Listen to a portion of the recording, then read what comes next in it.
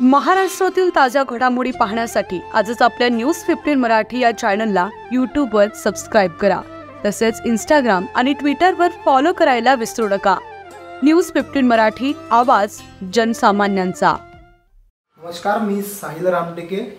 आपण बघत आहात न्यूज 15 मराठी आणि न्यूज 15 मराठीवर आपण महाराष्ट्रभराची निवडणूक सध्या कव्हर करत आहोत आणि आपण निवडणूक कव्हर करत असताना भंडारा विधानसभा क्षेत्रामध्ये आहोत। भंडारा विधानसभा क्षेत्रामध्ये आपल्यासोबत महाराष्ट्र नवनिर्माण सेनेचे उमेदवार आपल्यासोबत आहेत, अश्विनी लांडगे। आपण यांच्याशी आपण आता चर्चा करणार आहोत आणि ते ह्या निवडणुकीला कशा पद्धतीने पुढे जाणार आहेत आणि नेमका विकास काय असतो हे ते सांगणार आहेत आणि नेमकं ह्या मतदारसंघामध्ये त्यांना असं का बरं वाटलं की जेणेकरून आपण कुठंतरी ही निवडणूक लढायला पाहिजे आणि त्यांचा नेमका संघर्ष काय आहे ह्या संदर्भात आपण आता त्यांच्याशी चर्चा करणार आहोत। तर लांडगे ताई, नमस्कार। नमस्कार, जय महाराष्ट्र। जय महाराष्ट्र। तर काय सांगाल तुम्ही, आता तुमचा प्रचार चालू आहे, तुम्ही प्रत्येक गावागावात जाता, प्रत्येक गावागावात जात असताना काय तुम्हाला अनुभव भेटला? प्रत्येक गावामध्ये जात असताना पाण्याची भरपूर समस्या आहे, तिथले रोड चांगले नाही आहेत आणि आर्थिक परिस्थिती खूपच डाऊन आहे लोकांची। त्याच्यामुळे प्रत्येक गावामध्ये हे शिक्षणासाठी शिक्षण हे महत्त्वाचं आहे। तर प्रत्येक गावामध्ये एक शाळा असायला पाहिजे आणि फ्री शिक्षण हे असायला पाहिजे। तर फ्री शिक्षण म्हटल्याच्या नंतर आता तुम्हाला माहित असेल की फ्री शिक्षण फक्त नावालाच आहे। कुठेतरी 1 ते 7 पर्यंत शाळा आहे, वर्ग आहेत, मात्र शिक्षक एकच आहे। काय सांगाल, काय नियोजन करता येईल? आमदार झाल्यास तुम्ही काय करणार आहात? जर मी आमदार झाले तर शाळांमध्ये प्रत्येक वर्गामध्ये एक शिक्षक ठेवणार, जेणेकरून प्रत्येकाला शिक्षण चांगलं मिळेल। अच्छा, तर आता तुमच्या भंडाऱ्यामध्येच, आता बाकीचं तर मतदारसंघामध्ये बरेच गाव आहेत आणि तुम्ही फिरत यात, तर तुमच्या भंडाऱ्यामध्ये सर्वात जास्त समस्या आहेत। आरोग्यावर मी सर्वात अगोदर बोलेन। कुठंतरी एखाद्याची प्रकृती जरी खराब झाली तर आता तुम्ही स्वतः डॉक्टर आहात, तर एखाद्याची प्रकृती जरी खराब झाली तर कुठंतरी इथे एक चांगला त्याचा उपचार होऊ शकत नाही, म्हणजे किती मोठी श्रद्धांतिका म्हणावं लागेल। तर आतापर्यंत जे आमदार होते त्यांच्या कार्यकाळात अजून अशी कुठलीही नियोजन किंवा अशी कुठलीही व्यवस्था किंवा अशी कुठलीही उपाययोजना करण्यात आलेली नाही अशी जनता म्हणत आहे। मॅडम, तुम्ही काय सांगाल? आरोग्य संदर्भात जर बोलायचं झालं तर आपण आरोग्य संदर्भाची काय उपाययोजना करू शकतो, काय सांगाल? आरोग्यासाठी आपण इथे फंड देऊ, जेणेकरून इथले पेशंट नागपूरला रेफर टू नागपूर होणार नाही। सगळेच उपाययोजना आपण करू। अच्छा, तर आता काय म्हणतात त्याला की आतापर्यंत जे आमदार होते, नरेंद्र भोंडेकर भाऊ आमदार होते, तर काय वाटतं कुठेतरी एक आपला विकासाची व्याख्या आहे, तर कुठेतरी विकास झाला असला पाहिजे का तुमच्या भंडारा मतदारसंघामध्ये? पाहिजे तेवढा तर विकास मला दिसत नाही आहे। अजूनही आपला भंडारा जिल्हा मागासलेलाच आहे। तर जर मी आमदार झाले तर पूर्ण आपण निधी खेचून आणू आणि भंडारा जिल्ह्याचा आपण विकास करूया। अच्छा, आता तरुण वर्ग आहे, तरुण वर्ग शिकलेले मुलं आहेत, काहीतरी कोणाची डिग्री पूर्ण झालेली आहे, तरी कुठंतरी ते पल्ला आहे बाहेर गावामध्ये किंवा बाहेर शहरामध्ये पैदान करत असतात। सपोज समजा म्हटलं तर आपण कुठेतरी पुणेला जात असतात, कुठं मुंबईला जात असतात, म्हणजे आपल्या मतदारसंघामध्ये एवढे दिवस जे काही आमदार झाले कुठेतरी एक साधी रोजगार निर्मिती झाली नाही। तर अशी जनतेचं कुठेतरी म्हणणं आहे। तर मॅडम, काय सांगा, रोजगार निर्मितीबद्दल जर बोलायचं झालं तर आपण तुमच्या एका संकल्पनेतून कसा का रोजगार निर्मिती करता येईल?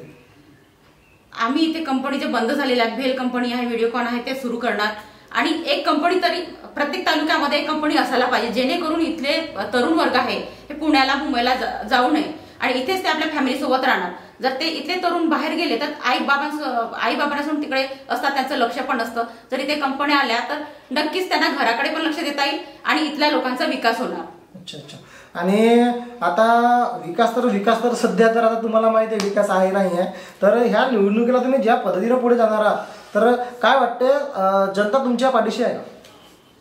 नक्कीच जनतेचा आशीर्वाद हवा आहे आपल्याला, नक्कीच माझ्या पाठीशी आहेत आणि मला जास्तीत जास्त संख्येने जनतेने माझ्यावर विश्वास ठेवलेला आहे आणि ठेवावा आणि नक्कीच मी परिवर्तन घडवून दाखवणार. राजसाहेबांचं जे स्वप्न आहे ते पूर्ण करायचं आहे, बाबासाहेबांचं स्वप्न पूर्ण करायचं आहे आणि मी भंडारा जिल्ह्याचा विकास करणार. तर आता कुठेतरी तुमच्या, आता तुम्ही बघा, तुम्ही निवडणुकीच्या रिंगणात उभे आहात आणि बरेच उमेदवारही उभे आहेत तुमच्या भंडारा मतदारसंघामध्ये. कुठेतरी मोठ्या पक्षाचे उमेदवारही आहेत, त्यांनी असा विश्वास दाखवला आहे की बा आम्हीच कुठेतरी जिंकून येणार.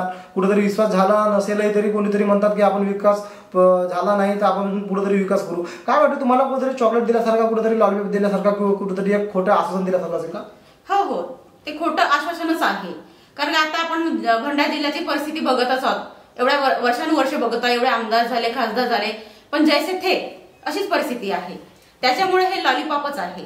आणि जर मी एक महिला आहे, मी महिलांचे प्रश्न समोर आणू शकते, महिला माझ्यापर्यंत येऊ शकतात, त्यांचे प्रॉब्लेम्स मला सांगू शकतात. आपण महिलांना रोजगार देऊ, त्यांची सुरक्षा करू, महिला बाल त्यांच्या सुरक्षाकडे पण आपण लक्ष देऊ. अच्छा, तर आता जो भंडारा मतदारसंघ आहे, भंडारा मतदारसंघामध्ये कुठेतरी पाण्याचीही कुठेतरी बऱ्याच नागरिकांना अडचण आहे. पाणी व्यवस्था नाही आहे, आरोग्य व्यवस्था नाही आहे, शिक्षण व्यवस्था नाही आहे. म्हणजे कुठेतरी 5 वर्ष कुठेतरी म्हणजे दुर्लक्षपणाने कुठेतरी गेले असतील का, काय सांगा? हो हो, दुर्लक्षितच झालेलं आहे.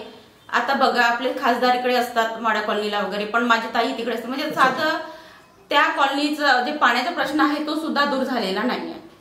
अच्छा, हा, जिथे आपले आमदार खासदार असतात त्या एरियाचं झालं नाही तर बाकी तुम्ही विचार करू शकता.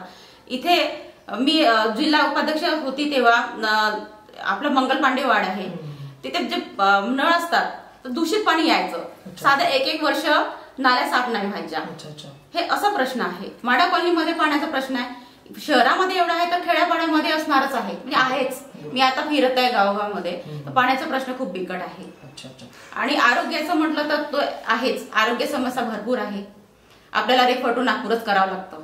अच्छा, तर मग एवढ्या जर समस्या असतील लांडगेताई, तर काय सांगाल? आतापर्यंत आमदार होऊन गेलेले आहेत, आमदार होते, काय वाटते विकासाच्या बाबतीमध्ये आपला मतदारसंघ कुठेतरी मागे तरी आहे का?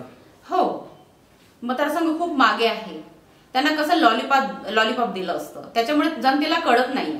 त्यांच्याकडे जर एक चांगला उमेदवार निवडून दिला त्यांनी तर नक्कीच परिवर्तन घडेल, हे मला विश्वास आहे. आणि आम्ही जर माझ्यासारख्या व्यक्तीला जर निवडून दिलं आणि मी जर आमदार झाले तर नक्की मी 5 वर्ष जे आहे चांगलं काम करणार. आम्ही करत आहोत आणि करत राहणार आहे. तर आता तुम्ही निवडणुकीला पुढे जाणार आहात, त्यासाठी तुम्ही प्रत्येक ठिकठिकाणी प्रचार करत आहात. मॅडम, तुम्ही आता निवडणुकीला पुढे जात असताना काय सांगाल? अगोदर समजा तुम्ही निवडून जर आले तर सर्वात अगोदर मी स्त्रियांसाठी बोलेन. कुठेतरी लाडकी बहीण योजना सुरू झालेली आहे, कुठेतरी लाडकी बहीण योजना सुरू झाली असून महिलांना पैसे मिळत आहेत. बाकी निराधार जी योजना आहे, काय म्हणतात, ठीक आहे, निराधार योजना कुठेतरी थांबून गेलेली आहे. महिलांना पैसे भेटलेले नाही आहेत, महिला एकदम म्हणजे चिंतेत आहेत. म्हणजे बाकीचे जे लाडकी बहीण योजनेचा जे लाभ भेटत आहे तो ठीक आहे, पण बाकीच्या महिलांना जे निराधार योजना आहेत त्यांना लाभच भेटलेला नाही, ते कुठेतरी चिंतेत. काय सांगा? हो, 3-4 महिन्यापासून त्यांना पैसे मिळालेले नाही आहेत. लाडकी बहीण हे एक लॉलीपॉपच आहे.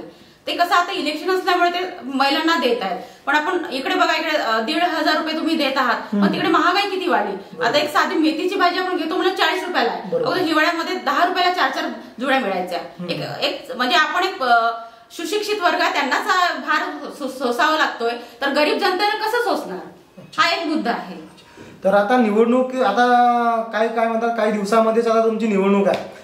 मतदानाची तारीख जवळच येत आहे. आता कुठेतरी मोठ्या पक्षाचे जे उमेदवार आहेत ते कुठेतरी त्यांचा दारू पाण्याचा विषय किंवा एखाद्याला फोन लावून बोलवणे, त्यांना पैसे देणे, त्यांना काहीतरी आमिष दाखवणे, ह्या संदर्भात तुमचे जे मतदान करणारे लोक आहेत, जे काही नागरिक आहेत, जे काही तुमचे विरोधी पक्षाचे किंवा उमेदवार आहेत, त्यांना तुम्ही काय आव्हान द्याल, काय सांगाल नागरिकांना? म्हणेल मी की तुम्ही कुणाच्याही पैशाचा बळी पडू नका. आपल्याला हे शिकवलेलं नाही आहे. तुम्ही जर चांगल्या व्यक्तीला निवडून दिलं तर नक्कीच तुमचा उद्धार होणार आणि तुमच्या पिढीचा उद्धार होणार. म्हणून तुम्ही अशा आमिषाला बळी पडू नका.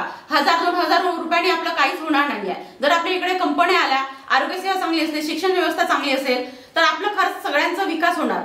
म्हणून तुम्ही याच्यावर भर द्या आणि कुठल्याही आश्वासनाला बळी पडू नका, हे माझं म्हणणं आहे जनतेला. तर भंडारा मतदारसंघामध्ये आपल्यासोबत आता अश्विनीताई लांडगे होते. यांनी एक विकासाची लाट कशी आणता येईल, विकास नेमका काय आहे त्याची व्याख्या आम्हाला स्पष्टपणे समजून सांगितलेली आहे. आणि निवडून आल्यास सर्वप्रथम आरोग्य, शिक्षण आणि जे बेरोजगारी वाढली आहे त्याच्याकडे ते विशेष लक्ष देणार आहेत. न्यूज 15 मराठीसाठी साहिल रामटेके, भंडारा.